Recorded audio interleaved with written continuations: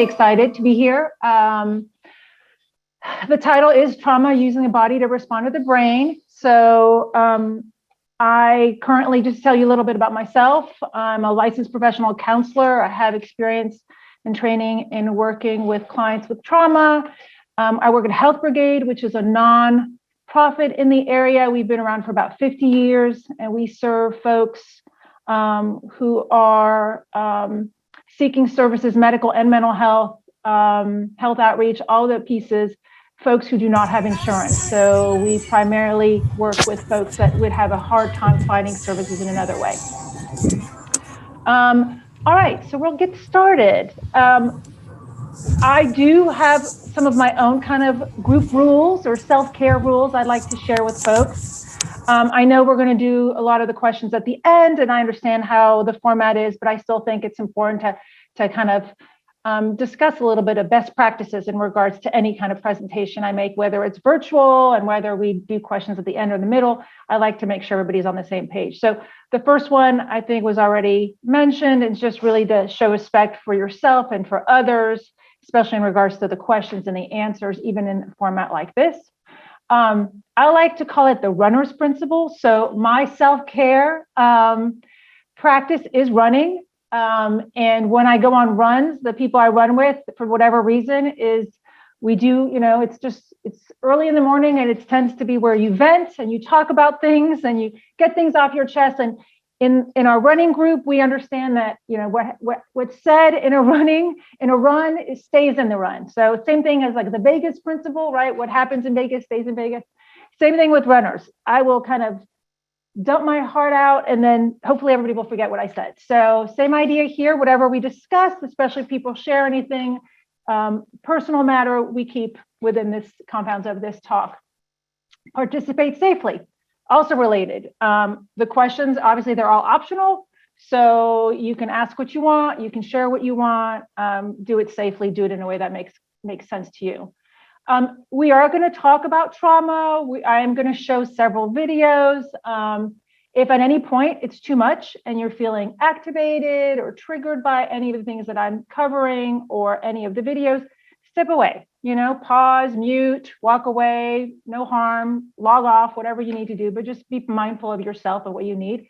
And then if at the end you need to check in with someone, I have my contact information. If this conversation brings up questions, additional questions that we can't cover today, or thoughts, or you need resources, I will share how you can reach out to me. And of course, I'm sure you know the other resources. So that's a little bit of our self-care for this group and for our time together.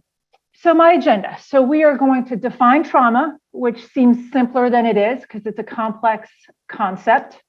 I'm going to talk about what I call typical, in quotes, functioning, physical, typical functioning and brain functioning, how trauma and the brain interact and what happens to the brain when it's experienced trauma in that moment and later on.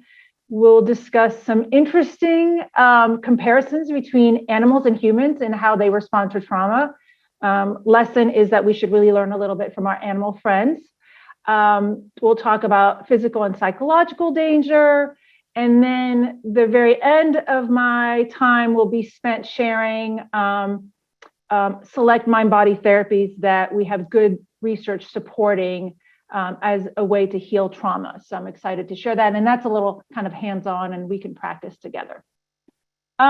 So starting here with a definition of trauma. I like SAMHSA's definition, their 2014 definition. They call it the 3 E's, easy to remember.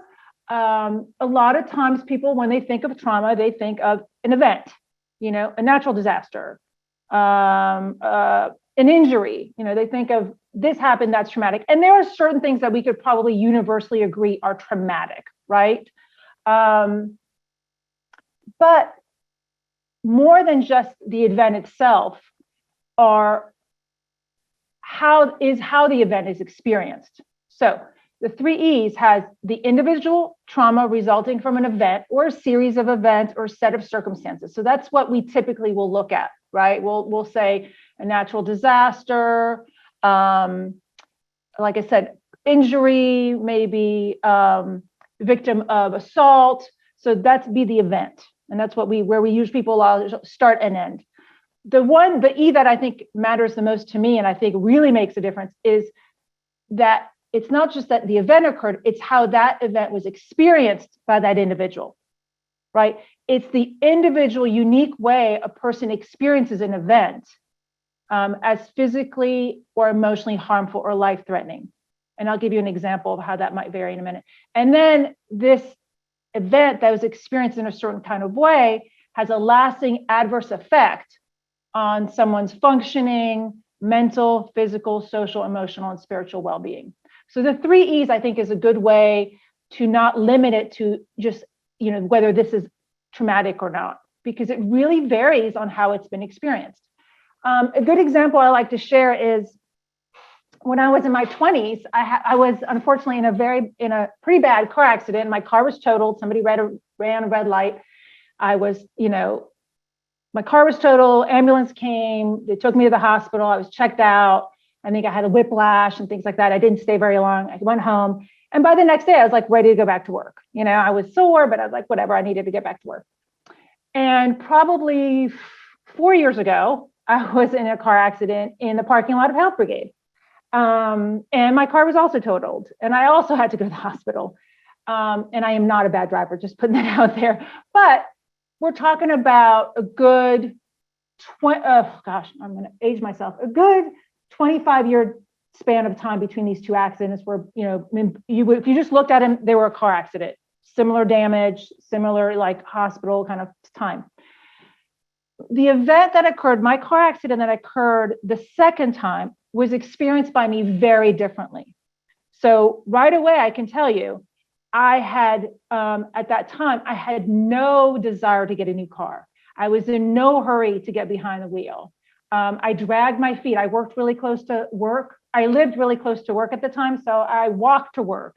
And eventually, I have 2 children. Eventually, my partner and I were like, we probably need a second car because, if my child needs to be picked up from school.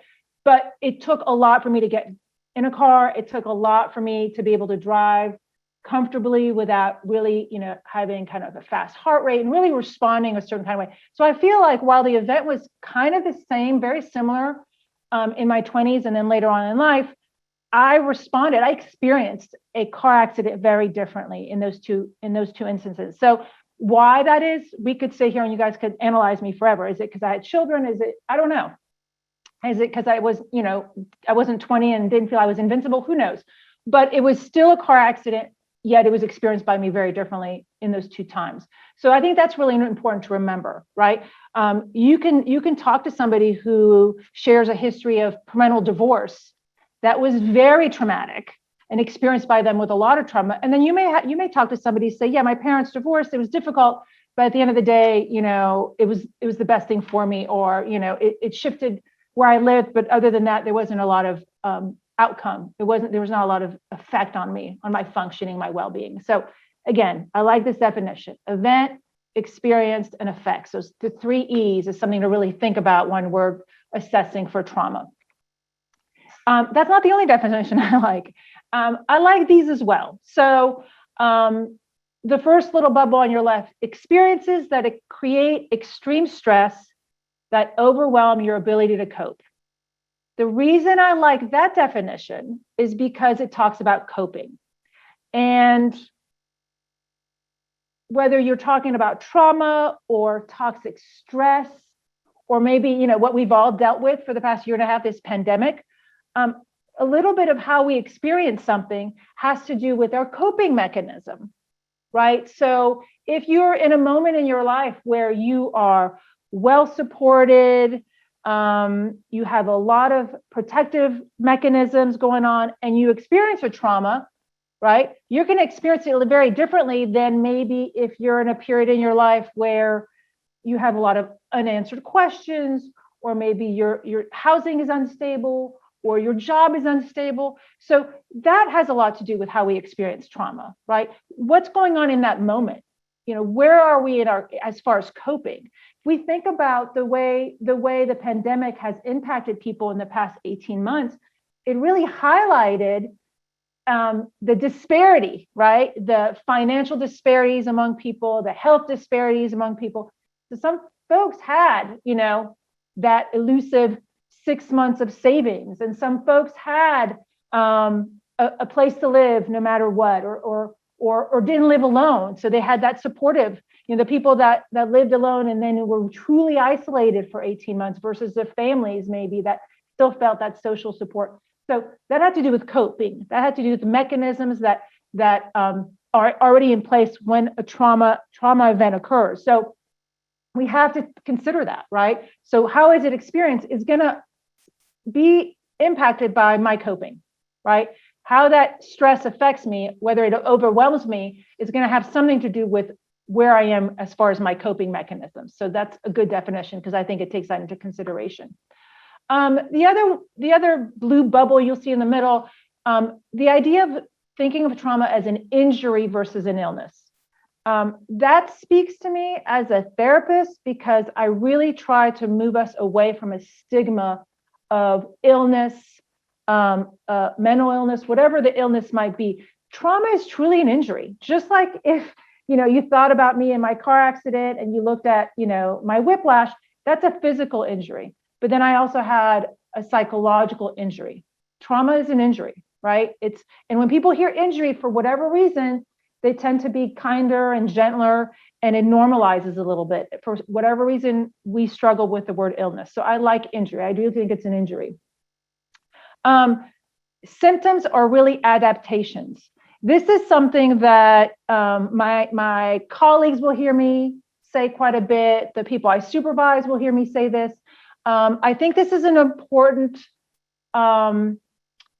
idea to remember when you're working with folks that have had trauma. And again, a lot of us have experienced trauma. The numbers are real high. You'd be surprised. Or toxic stress. So when somebody responds in a way that might be surprising, and we may say, God, that's a symptom of trauma, it really is an adaptation. It's an adaptation into the way in which they view the world, the way in which they navigate themselves in the world, right? So if I don't respond well because of past trauma to rejection, or I don't respond well or easily to being told what to do, or authority figures, or feelings of abandonment, whatever that is, my response is a symptom. That symptom of my trauma is really an adaptation. It's how I am navigating how I see the world as possibly unsafe.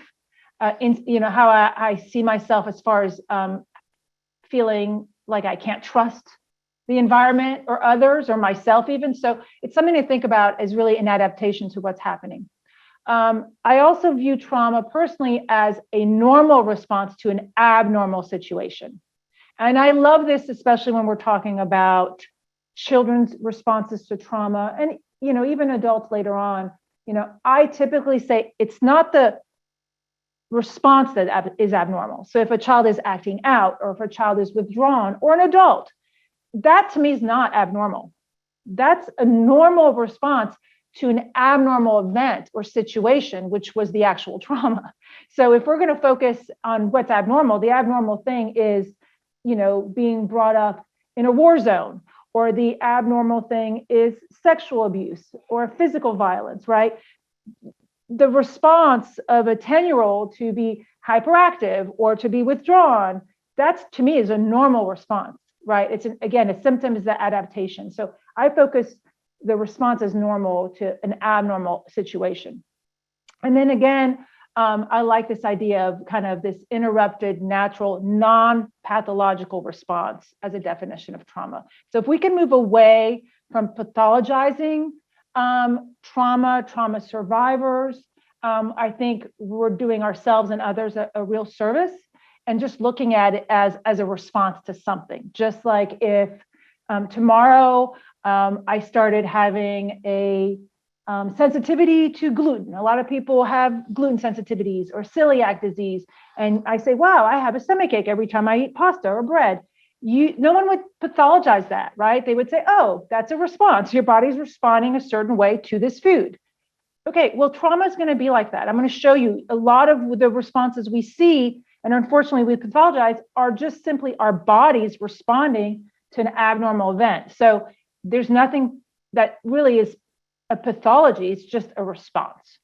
And I think if we see that, we can tend to be have a little more compassion for others and maybe ourselves if we're the ones experiencing those responses. So obviously a lot of different definitions.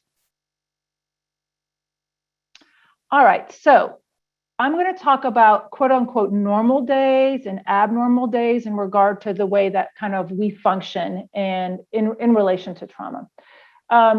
So the autonomic nervous system is what regulates kind of our body's arousal. And the way it does that is really with two systems, the sympathetic nervous system and the parasympathetic nervous system.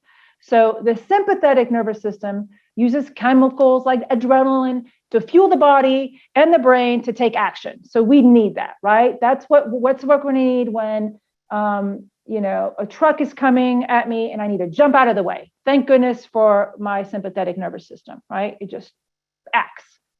My parasympathetic nervous system uses things like acetylcholine to help regulate my body's functioning, like digestion and healing wounds and sleep and my dream. Okay, I also need that to function. That needs to be activated as well. So they both occur. They both need to be there. We use them for different things. They respond to different things, and they're both part of what we call regulated arousal system. Okay, so they're both important. And also on a normal day, we form different types of memories. Okay, so we form declarative, explicit memories, the kind of the what of things, factual information, space, time, where I am, general knowledge, facts. And then we also form procedural implicit memories, the how, the things that kind of elicit an emotion, a body sensation, feelings. This is the kind of stuff that we don't feel like we put a lot of thought into. They're automatic. I smell something, it jogs a memory. That's procedural implicit. And they both take different pathways to the brain and then are integrated into one memory. And the reason I bring up memory, because that is affected by or impacted by trauma. So they're both important. One is you pay less attention to, but they both occur and then they kind of integrate into one final memory later in time. So what happens on an abnormal day? So on an abnormal day, let's say there's a traumatic occurrence, a physical danger, something with your body senses something coming towards you that's dangerous. It's going to send out an alert, okay, in a form of some hormones, right? And we know that that quote unquote hormone is going to scream for your body and your brain to do one of three things. And it could be, multiple things over time, but let's simplify and say one or two things. So many of us have heard the idea of fight, flight, or freeze. Actually, a lot of people have heard only a fight or flight, but really there's three kind of responses that the brain, kind of the signals come to the brain and the body and the mind respond. So fight. So imagine, I don't know, I'm in the jungle and the tiger chases me. If I'm feeling maybe if I have a weapon, I might want to fight my tiger. I don't think that's probably very smart, but let's say I've got that adrenaline and feeling big and I make myself big and I fight the predator, right? So that's one response. Another is to flee, right? So maybe that truck is coming at me and I'm not going to fight it. I'm not going to freeze, or I might, but I probably won't. And I'm going to jump out of the way. So I'm going to swerve. Or if I'm on my car, I'm going to swerve out of the way. That's the flight. Or I'm going to run from the tiger, which is probably a bad idea. And then the last is freeze. Let's say I'm home alone, it's late at night, and I hear glass breaking, and I think, oh my God, there's somebody in my house. I'm going to crawl underneath my bed and I'm going to hide. Okay. So those are body, how we respond to danger. And our primary goal at that point is safety, right? So if you think back to the previous slide, it's not really, the memory part, the piece of like what's happening. It's like act, right? I'm going to act on this. My goal is safety. So, the response feels automatic. It feels like it's almost out of control. It just happens. So I either run, I fight, or I freeze. Okay. And the key is to be safe, to protect myself. Thank goodness. And a lot of that has to do with our brain. And a lot of that has to do with parts of the brain that gets activated when we feel in danger, when we feel triggered or unsafe. And so this is a wonderful model.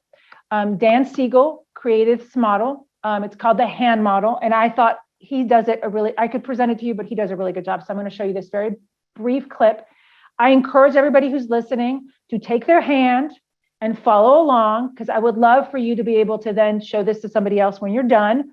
Again, this could be, he's going to talk about it. It can be shared with children, other adults, teenagers.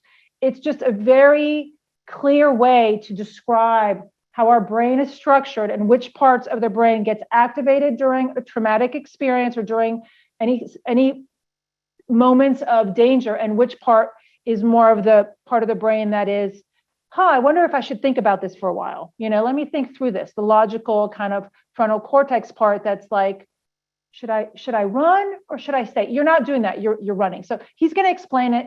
Brief video. So enjoy, and please follow along with your hand if you're willing. One of the most rewarding experiences for me Much has better. been to study brain science and apply it to the experience of parenting. And the hand model of the brain that I use to teach parents is very useful to understand that. So if you take your thumb and put it in the middle of your palm, put your fingers over the top, this is a very useful model of the brain. And when we can actually see in front of us what's going on in the brain, then we can change what the brain does. So let me walk you through very basically what happens in this brain and the structures in it. And it goes like this. The spinal cord comes up representing the wrist, and then you have coming up into the skull the brain stem and the limbic area, which work together to help regulate arousal and your emotions and the way you have a fight, flight, freeze response. These are below the cortex, the limbic and brainstem areas, and the cortex is this higher part of the brain that allows us to perceive the outside world, to think and reason. And this frontmost part of the brain, right behind your forehead, so the person's oriented like this, is actually the part that regulates the subcortical, limbic, and brainstem areas. This regulation is very important because sometimes we can have all sorts of things happen in our life. We're tired, we're exhausted, someone pushes a particular emotional button, and we can flip our lids. So rather than being tuned in and connected and balanced and flexible, we can lose all of that flexibility, even lose moral reasoning, and act in ways that are terrifying to others, including our children. Now, you can actually bring yourself back online and come back to the high road and make a repair with your child, and that's important to explain to them. And you can also use this hand model of the brain to explain to children, even as young as 5 and 6, how to understand when their emotions are rising up from the brainstem and limbic areas here, and how it's overriding the prefrontal area and making it so they may be about to flip their lids. So I've had kids come tell me that they're about to go flip their lids and they need a break. They need a timeout. And by even just naming that, they can tame it. And that's the power of using the hand model for ourselves and our children to help us all make sense of what goes on in the emotional communication that we have in the course of day-to-day life.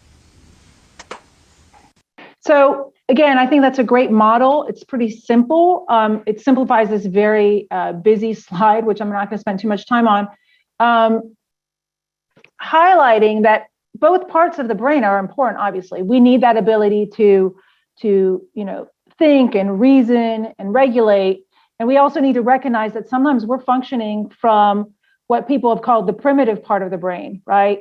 And we need that also at times, but we want to make sure that we recognize which part of the brain is being activated, and that we can use some of that frontal cortex when we're not activated to regulate some of those emotions.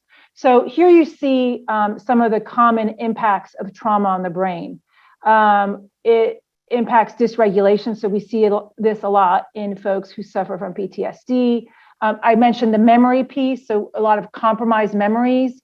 You think about folks that have experienced trauma, sometimes will not have a lot of memory, a lot of kind of the details are hard to come by. So, exactly what was happening, but some of the sensory parts of the memory, because of that part of the brain that's activated, those will be very fresh. So maybe a sound or a song was playing or a scent, but maybe not the more implicit type of memories. So the memories are compromised, and the consolidation of memories are compromised with trauma. And then that prefrontal cortex, we know that part that has executive functioning can sometimes be impaired. So our judgment can be impaired. So I'm not going to go too much on this because it's pretty detailed and I'm looking at time, but there's a lot of things that are happening to the brain from that trauma event and how that trauma event is experienced. We can learn a great deal from animals. This is a great book, Why Zebras Don't Get Ulcers. It's also a super title. I love it. Really what we learn here is that there's certain parts of the brain that are activated by actual or perceived threats, and some of the same parts that we share with animals. And one of the most interesting things is that animals are really good at releasing energy that's accumulated during a freezing response. And I'm going to show you an example of this in a minute. We are not as good. So when we get to the end of this talk and I share some mind-body therapies, those are the therapies that really help us release energy. And there's certain very simple things that we can do to release energy. So if we can learn that from our friends, the animals, it's amazing what we can do to heal our trauma. So what's interesting in some of the research that really studies animals is that they recover from traumatic experiences very differently from humans. And we physically can see them recover. And they actually do. There's a physiological response where you might see yawning, trembling, and shaking to release that body energy from threat. And as we talk, you'll hear me say body memory a lot. This idea that we can actually store our trauma within our bodies. And that's also related to some of the kind of chronic pain that we see in a lot of people. So I'm about to show you another quick clip. And I have to preface this with a couple things. Okay, one thing, it has no sound. So it's not my computer. It has no sound. It just has subtitles. Number two, it's two animals in the wild. The impala, and I'm going to give you the ending because it really bothers a lot of people. And I'm a huge animal lover, so I get it. You're going to want to look away. The impala is fine. So at the end, she runs away. So I'm going to kind of tell you the end before you even watch it because I don't want people to stress out. And if you can't watch it, that's fine too. You can look away. But what I'm going to show you is a really brief clip of the freeze response in an animal. And it's fascinating to see that this notion of freezing is actually evolutionary, is actually very helpful to the impala. I mean, they make it out, but it's not just that. It's that you'll see the way in which the body is able to release that energy that for humans is really hard to do.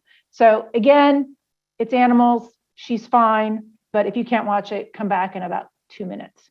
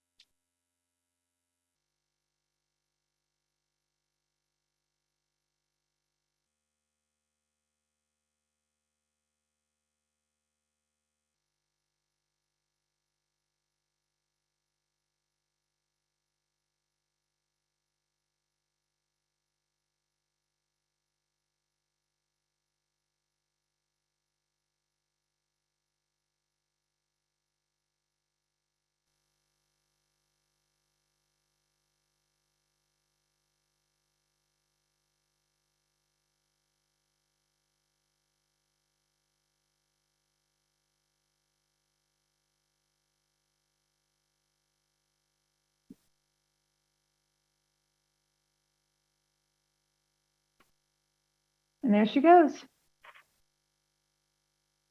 So, okay, so everybody can breathe. She was fine.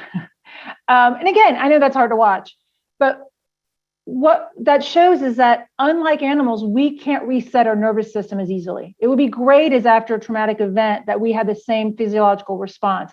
it's not as simple for us. We unfortunately, fortunately or not, I think a lot of times our advanced thinking, we don't resort to like our primitive brain and our primitive way of working our bodies like animals do. And so the possibly the reasoning and the frontal cortex gets kind of in the way. So we can't reset ourselves that way.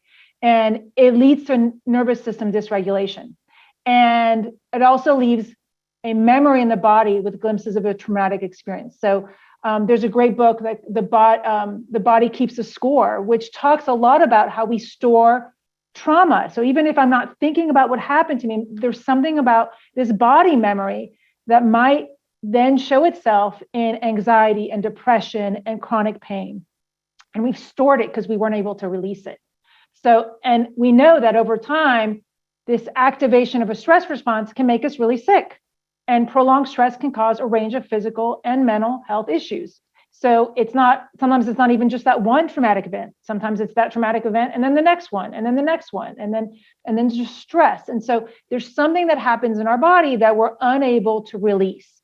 And the mind-body therapies I'm going to share with you, their goal, I'm a therapist, so I believe in talk therapy, obviously, but there are some things that we cannot talk through. We cannot heal through simply through talking. Sometimes we have to really address the physical and the physiological as well. So can a human brain, and I can't even actually see my slide completely, but can it tell between a physical and psychological danger, distinguish? And the answer is not always, or no. Your brain, your body may not be able to tell between physical and psychological danger. If you're a survivor of trauma, it kind of your body responds to it in a similar way. And it can get rewired to a maladaptive response and get stuck in this stress response or this stress loop. And sometimes this happens. I'll hear therapists say things like, gosh, my client it's so unfortunate. They all these bad things happen to me. It's almost like, they've got a black cloud and they all these traumas keep reoccurring and it's absolutely not their doing. Absolutely. But what happens with all those recurring traumas is that it literally makes them stuck. It makes them stuck in that response, that constant stress response. And that has real physical consequences to the body. So we know that anxiety, PTSD, sends the same signals when you are faced with an incoming car than when you're not, right? So the same signals in your body that you feel during an anxiety attack or during an episode due to PTSD would be something that you might experience in the face of quote unquote true danger, right? Your heart beating fast, your breathing, being dysregulated, your body shutting down unnecessary impulses because it's got to be ready to fight, flight, or freeze, sweaty palms, adrenaline. And again, those responses are great when you're truly in danger. If they keep occurring constantly, it takes its toll on the body. Our bodies are not made up for constant stressors. It's made up for the occasional stressors, and it gets activated, and then we're supposed to be able to calm itself down, right? Parasympathetic, sympathetic. But if you suffer from PTSD or anxiety, it is constant. Whether the traumatic event is there or not, right? It's how you experience it. So you might constantly get these symptoms, and then your body is experiencing it over and over again, and it really can take its toll. So we know trauma in the body, the automatic nervous system can get stuck in an overwhelmed and dysfunctional response kind of cycle, right? And that residual energy that I was just talking about, it doesn't get mobilized during a threat. And so it persists in the body, and it can lead to a variety of symptoms. So unlike the impala, we can't just shake it, yawn, shake it off. That impala took off, and I guarantee you, that's why the zebras don't have ulcers. They went and they were fine. They're not thinking about the cheetah. They're eating grass. But we would keep thinking about the cheetah, and am I safe? And why did that happen to me? And what was my role? And all the other things that our frontal cortex kind of gets us in. Pain is a thing that comes up a lot from folks who've suffered from a traumatic experience or experiences. When you're chronically angry or scared or have that constant muscle tension, that can lead to spasms, back pain, migraines, fibromyalgia. There's a lot of chronic pain that is correlated with past trauma. And the challenge is that, I think the medical sciences, we struggle with how to treat chronic pain. And we struggle with how to treat trauma. And infrequently will somebody say, wow, you've come to my office, a medical doctor with chronic pain, and ask at the same time is, let me get a full biopsychosocial in your history. Let me get a full history to see if any of this is related to untreated trauma.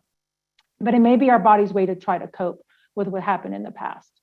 So what do we need to do? We need to bring the body's response down to calm those hormonal messengers, right, who are telling us that we're in danger. So we need to let the body know I am not currently in danger. We need to tap into that evolutionary older brain, right? And then we need to work on mental and emotional pieces. So there's a little star on that second bullet because, again, I'm going to preface this with I'm a therapist. I'm a talk therapist. Like, I think therapy is fabulous and solves a lot of things and helps to treat a lot of things and helps a lot of people heal. For some folks, it's not enough. For a lot of folks, it's not enough, right? Sometimes that evolutionary trauma and what it's done to us cannot be reached, cannot be healed sufficiently with verbal cognitive interventions like talk therapy. Sometimes you've got to do something about the body. You got to do something about the physiology that was impacted by that trauma. I love this quote. It's difficult to experience symptoms of PTSD in a relaxed body. So I frequently tell folks and remind folks, if you can relax your body, it will tell your brain you are safe, right? So if I suffer from symptoms of trauma or anxiety, I feel I am constantly being attacked. I feel I'm constantly in danger. If I can relax my body, my brain is going to get a signal that says, how is she relaxed if she's in danger? That doesn't make sense. And eventually, maybe talk therapy, maybe something else, your brain will get schooled into, oh, maybe we're not truly in danger because she's breathing regularly or she's stretching so whatever it is that you're doing. So it's difficult to experience those symptoms if you are truly relaxed. The key now is, how do I relax that body, right? So there are some mind-body oriented therapies. There's plenty out there. I don't have a lot of time to talk about all of them. Actually, I have very little time. I'm going to go through a couple kind of quickly. Really what these do is they're interventions that work with the body to access maybe feelings and emotions and thoughts and behaviors that aren't easily accessible through talking or some other modalities, okay? The goal is kind of to feel an energy release, right? Is to activate a tolerance of sensations and related emotions with our bodies, because our bodies does hold that trauma memory. They don't require extensive full retelling. I like that. I don't like the idea of re-traumatizing people. I don't need to know what your trauma is to treat, to recommend a body-mind therapy. I don't need to know. You don't need to relive it. It's really about connecting with our senses, connecting with our physiology. And then it resembles mindfulness or neurofeedback if you're familiar with that. All right, body awareness. Obviously, if you're not aware what your body needs, you can't take care of it. So if I do not understand the sense of thirst, I can't drink enough water to feel fine, right? Or if I don't understand the sense of hunger, I can't feed my body and fuel it the way I need it. This is the same thing. We have to become aware. So when you think of mindfulness, sensory awareness, it's critical. We can't do it blindly. We can't do it, we can't call it in. You truly have to be mindful and present to get a sense of what is it that I actually need, right? So we have to tolerate the sensations. We have to kind of befriend or be okay with our inner experiences and then cultivate hopefully new patterns of behavior. I'm going to talk about two kinds of mind-body therapies. There's plenty out there, but we don't have a ton of time. I'm going to talk about breathing and yoga. And it's going to sound very simple, but I'm going to kind of just walk you through real briefly so we have time for questions, some of the benefits of both of these things and why they're so highly recommended, so frequently recommended by the helping professions. Okay, so starting with breathing. So the heart rate variability, it measures this balance between what I mentioned before, the sympathetic nervous system and the parasympathetic nervous system. And we know that if you have a trauma history, you may have unusually low HRT, and it's because that those two nervous systems are out of sync, right? They're unbalanced. You want a good HRV. You want a good heart rate variability. So you want it to be regulated. When we inhale, so if you take a big inhale with me, we're stimulating the SNS, right? Which increases our heart rate, right? This sympathetic nervous system is an inhale. And when we exhale, we're stimulating the parasympathetic nervous system, okay? Which decreases how fast our heart beats. So if you've ever done a breathing practice on your phone, on an app, in meditation, you might be familiar with the idea that you breathe in, and a lot of times the recommendation is you breathe out longer, right? You breathe in, and then your exhale is a lot longer, and that's because it's stimulating that parasympathetic nervous system. So real quick, I'm aware of time. I'm not gonna do this whole bit, but I want you to just do this with me for a minute. It literally takes 2 minutes. This is a very simple mindful breathing practice. It's called Take 5. It can literally be done in 45 seconds. So take a look at this, and if you can, practice along. Are always asking me for, what is a simple strategy that I can utilize throughout the day, in addition to my formal meditation practice, just to reground myself, recenter myself. And one thing I learned recently that I've found people seem to love is this strategy called Take 5, which you can do if you only have 30 seconds. So I just want to share it with you here. It's really simple. I say we do it together. Take out your left hand and just place it in front of you like this. And I want you to take your right pointer finger and place it right in the palm of your hand, right around your wrist. Now what we're going to do is slide the pointer finger up the thumb. And as we do, take an inhale through the nose and then slide back down with an exhale. Slide up the pointer finger, inhale, and then back down, exhale through the mouth. Slide up the middle finger, inhale, back down, exhale. Ring finger, inhale, back down, and then pinky finger, and back down. All right, so that's Take 5. If you were feeling really ambitious and you had a ton of time on your hands, you could do Take 10, and you do it on the other side as well. All right, I like that because you can do each hand. You could do it while you're in the car. You can do it while you're at work. You could do it anywhere. There's something about the tactile and the breathing that's really nice. I did have somebody joke that can they do it all at once with all 5 fingers? No, there's a reason you're going to each finger at a time. You don't want to cheat it, but that's a great breathing exercise, real simple. There's a ton of smartphone apps. I'm not going to go through these. If you are not a really good breather, share this with friends and family. There's a ton out there that are free to you. The other one Mindbody therapy I want to talk about is yoga. So this also involves breathing, but it involves more movement and postures and stretches. And really, again, this aspect of healing and recovering from trauma is calming the mind and body, or self-regulating, right? So this is what a lot of yoga is about. It's about breathing while we move and stretch our bodies. And there is a mindfulness piece to this, right? We know the research, really good. Reduce automatic sympathetic activation, reduce muscle tension. So that's also part of that kind of holding and carrying the trauma. Improve blood pressure. There's a lot of good research about decreasing physical symptoms, emotional distress. There's a really good bit of research on the benefits. I love this is that when I talk about yoga, if anybody here who's listening has an active yoga practice, and also maybe go to therapy, there's 2 phrases you hear in yoga classes a lot of times is the teacher will say, notice that, and they're asking you to maybe notice your breath or notice your body or what's happening while you stretch this way. And then somebody will say, or the teacher might also say, the yoga teacher may say, what happens next? When you do this, what happens next? And maybe it's a release of tension, or maybe I'm feeling stretch. Those two statements are often used in therapy, right? So if I'm talking to somebody and we're processing something, I might say, notice that, like, notice what's happening to your breath, or notice what you just said, or, what happens next when you talk me through this event. Very similar of like this body awareness and this self-awareness that you would also see in therapy. Here are some resources. There's a lot of great things in Virginia and Richmond, free resources out in the community. There's online resources. So this is accessible, I think, to a lot of people.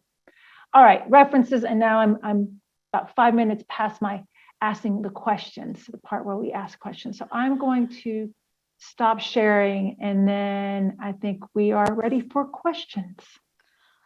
I have a few. I'll try to get to as many as I can. Great. We also have some people being very open and honest about Super. their experiences in the chat. I'll keep those private, but Okay. thank you everybody for being so open.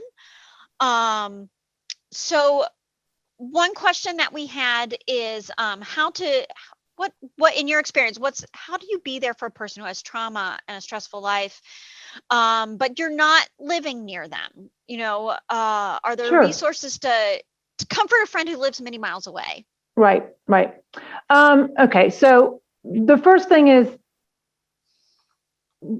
I tell folks, recognize the privilege that the person trusts you enough to share. So I think I recognize my privilege every single day when somebody shares their story with me as a therapist. So if you have a friend or a family member that shares with you that they're struggling, that they're having hard, stop and just recognize that takes a lot for that person to trust others. So when we experience trauma, some of the things that get impacted are safety and trust, power and control. So those are kind of stuck points. And so for somebody to share that with you, huge. So recognize that. And for a lot of people, that's all they need, is they just need a person to talk to. They don't need the person to fix it. They don't need the person to do anything but other than listen. So listening is very therapeutic, right? Then if you're looking for resources, NAMI is a national, NAMI is a national organization that is everywhere, and that's a good first place. And then you can go NAMI Virginia and NAMI North Carolina, and that's a good resource. And then you can also reach out to even somebody in your local area. Like if you reached out to me, I could probably direct you to different resources around the country of where to go and where to look. So you can look in your local and then see if there's similar things where your friend or family member lives. But know that for a lot of people, just having somebody to talk to who will not judge them, will not pathologize them, not minimize it, not try to be like, it'll be fine, just to listen, that's very, very helpful. That's very helpful. That means a lot. And we've worked with NAMI Virginia very closely during the Mind Matters exhibit, and they are excellent. So Great. It's an excellent resource. Another one, somebody really quickly said they had caught the breathing yoga, seated. What were all of the list? You had breathing yoga, seated meditation. Let's see, let me pull it back up so I can share it with you. Tai Chi, diaphragmatic breathing, yoga, seated meditation, Qigong, which is kind of like a slow movement. And they all release the energy, letting the body kind of let us move through our body one drop at a time. And for folks who are asking about all of the the slides that Dr. Azria-Evans had and the questions, we are recording this talk. It'll be up on our YouTube channel, and you'll be able to see the whole presentation and fast forward through it and get those links and everything once it's up on our YouTube channel. Another question we had is it true that most medications don't heal trauma? They just tamp down, calm down the stress and arousal related symptoms? That's a great question. About healing, I don't know if and I might get in trouble with my psychiatrist friends. I don't want to say pro or con. I believe in the effectiveness of medication. Again, because it does address symptoms so that then the healing can begin, right? So if because of my trauma, I'm clinically depressed, I'm not going to go breathe and I'm not going to go do yoga, right? But if I am on an antidepressant that helps me get out of bed, then maybe I will take that walk around my neighborhood and maybe reach out to a therapist. I mean, so yeah, I think it helps, I think it helps with some of those adaptations that I mentioned, some of the symptomology, right? If I have not slept in 5 years because of my intense nightmares, that medication is going to help me sleep so that I can actually work on that healing. So I think it's I don't know if I would say it doesn't heal. I think it's paired along with other things in kind of a complex kind of process of healing. If that answers, I'm not trying to not answer the question, but I think there's a place for it because the symptoms and the adaptations from trauma can be so huge that it keeps you from doing the things that might help you heal. Someone said they read an article about high functioning anxiety. What are some tips for allowing oneself to deal with upsetting or traumatic issues without just being tough, which ends up making it worse? Oh yeah. Okay. So what anxiety, high functioning? Yeah. So when I think about and talk about anxiety with anybody, it's first validate it, right? It's not because you're weak. It's not because you're not trying hard enough or you don't want it. I mean, that's blaming and that's shaming, and that stuff drives me crazy and it just makes it worse.